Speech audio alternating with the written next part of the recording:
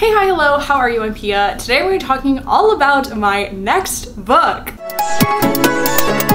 So the time has finally come. I am starting my third book. I am so excited, but before we get started, I have to do a lot of work first. I am an outliner, a planner, if you will, through and through. I wrote a book in high school that I don't count as a book because Lord knows how well that was written. But I wrote a book in high school that I pantsed. And it was so challenging. I did it during NaNoWriMo and I just found myself constantly losing steam and losing the plot and just not knowing like where to go next and finding it really disheartening. So I, from then on, had to learn how to plan, and luckily for me, I was a creative writing major. Writing ended up being part of my degree anyway, and I took classes and they taught me how to plan a book and how to outline a book. And I literally did it for assignments in class, so I learned how it worked, got graded on it. And that is how I did my first book and my second book, and that is how we're gonna do this third book.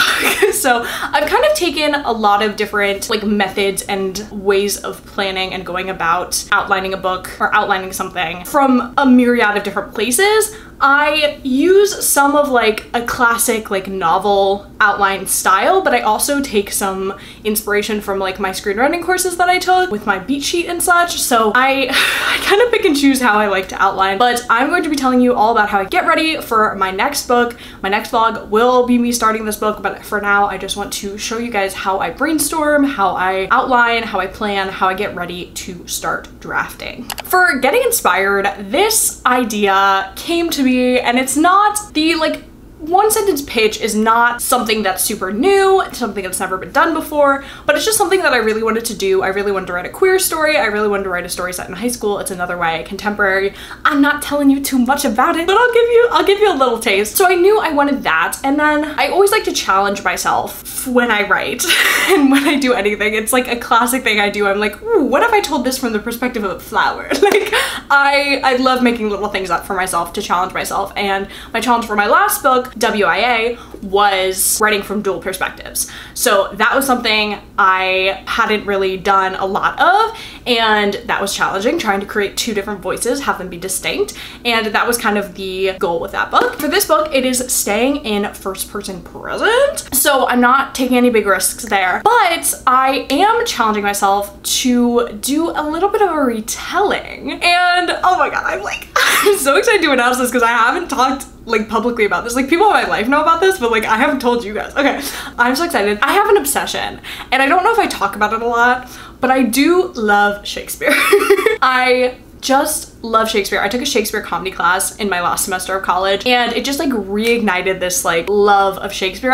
In high school I wanted to write like a Romeo and Juliet retelling because that's my favorite play, but I've decided to do a bit of a retelling of a comedy, and I'm not gonna tell you which comedy because that would give it away. But it's gonna be a loose retelling. Like we're not here to do the beat by beat, because I think it's gonna be a retelling in the way that She's the Man is a retelling of Twelfth Night. It's gonna be like that kind of vibe. It's like very loose structurally. So that's gonna be the #1 challenge for this, but it also has a bigger cast of characters than I'm used to. Yeah, so it's YA contemporary, set in high school, queer love, lesbian love, and Shakespeare retelling. So that's kind of like things I have to tell you about. I was gonna give you my little comps, but I can't do that because it will give too much away. So the pieces all sort of fell into place, and I started researching this play. I'd never read this play before. It was one I've seen, but I hadn't read.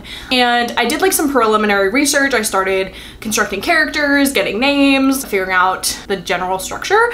And then the next thing that I did was I watched the play again. I watched the Royal Shakespeare Company's production of it. It was very fun. Highly recommend. So I watched that and I took notes of like exactly beat by beat of like things that I want to incorporate in the story and things that I didn't, as well as just like kind of like character choices that the actors made with certain characters. There's also a movie that has heavily inspired this book.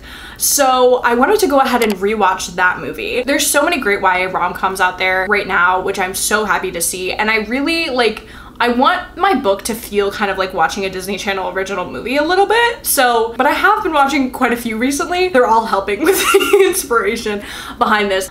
So I watched that as well, just to do a little research. And Besides that, inspiration-wise, I am always keeping up with the writing vlogs from my fellow creators.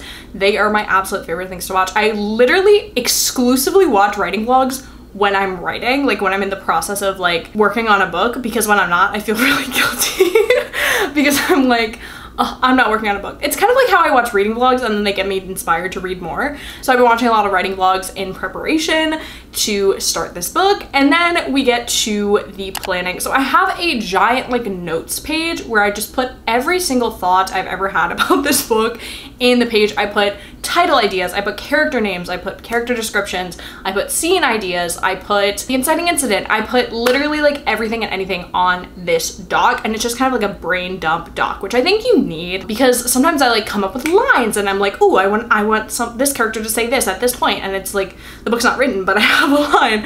At least that happened with my second book. So for this project, I of course have my brain dump notes document that I have been working on for a while, and then the next thing that I do is I work on a kind of act by act outline. So I kind of figure out, I like a 3-act structure, and I say, okay, what are we gonna set up in the first act, second act, third act? This is generally like why rom-coms are typically in a 3-act structure. Not going too off the script there. And I already have my inciting incident. I'm like, what's the climax? What are the big key moments? And I kind of plan that out there, but it's definitely more general. It's kind of like generally where the story's going, where the characters are at, but not like super specific. I will get very specific, so don't you worry.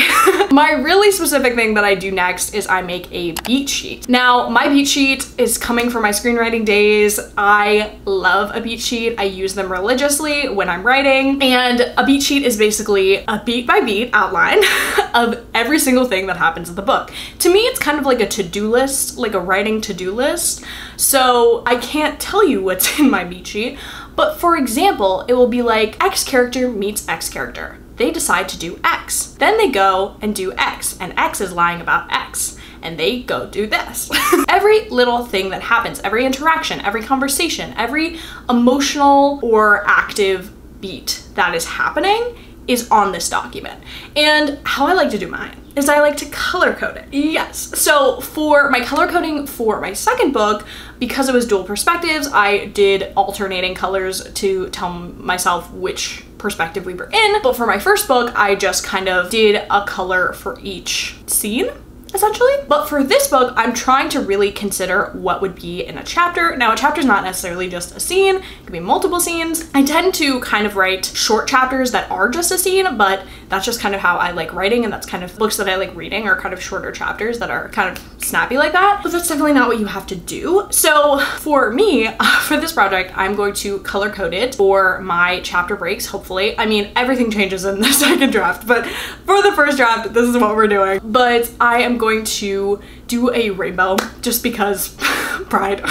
Just because pride. But they're just gonna signify different chapters. You could do kind of like, if you have a A, B, and a C plot, maybe you'll have one color for each of those. Because I don't pay as much attention to the B and the C plots in my writing in the first draft, that's not something I'm really worrying about right now. Those things tend to just reveal themselves later. I'm like, ooh, that character looks like they're doing something in this draft. They should do more of that in the next draft. That is my beat sheet. My beat sheet is every little thing that happens, so I know what happens, and it takes me a while. Like, do not worry. Do not think that I'm like absolutely a pro at writing books, because my beat sheet takes me a long time, and sometimes my beats are a little vague. Historically, in my second book, one of my beats was just like, they go here, and I was like, wow, that's so crazy and so cool. What happens there? So I do leave a little to the imagination, but I try to be as specific as I can in that moment. I don't want my outlining to impede on like my actual writing time and getting to the writing of it all, but I do want to be as specific as possible at the time that I can do that. So that is how my beat sheet works. And then basically I go on a little walk to get inspired. That always helps, listening to some music. I make a playlist. Ooh, my playlist for this book. Oh, I'm so excited about my playlist for this book. I did already start it, but making a playlist is one of my favorite things to do for my books, because it just fully immerses you in writing. Like, turn on that playlist every time I'm writing that book and I just feel like I'm in the movie of this book. So one thing I can tell you about the playlist for this book, because it is private, is that it has a lot of the Paper Towns soundtrack on it, partially because I've been listening to a lot of that, but also because I feel like it should give Paper Towns vibes a little bit. Not in any way that makes sense to anyone but me, but I just wanted to give a little Paper Towns vibes. So that's one thing that's notable on the playlist. Another thing I've already done and have been working on is the Pinterest board. I am notorious for using a Pinterest board to inspire me for my books. It is how I come up with scene ideas. It's how I picture the characters in my head. And this one is very like, it's very ingrained in like high school culture, which I don't know how to explain better without telling you too much about the book. But it's very like, we're getting those grades, we're doing those extracurriculars. Like, you know how like in some like Disney Channel shows, like you almost forget they're in high school because, why am I saying Disney Channel all the time? Anyway, some like high school shows, you forget they're in high school because like they have one scene in the class and then they peace out like immediately. Like this one is like very ingrained in high school. So that's gonna be fun and different about it. So there's lots of like, it's also private, but there's lots of that and lots of just like sapphic love and stuff like that. It's gonna be a very queer story, which I'm so excited to do, especially during Pride Month, because I've had like side plots, side relationships that have been queer in my books, but I haven't had it be the main focus. And in this book, I think every relationship is gonna be queer. So I'm very excited about that, especially because of the Shakespeare play that I'm twisting. I think it's so fun.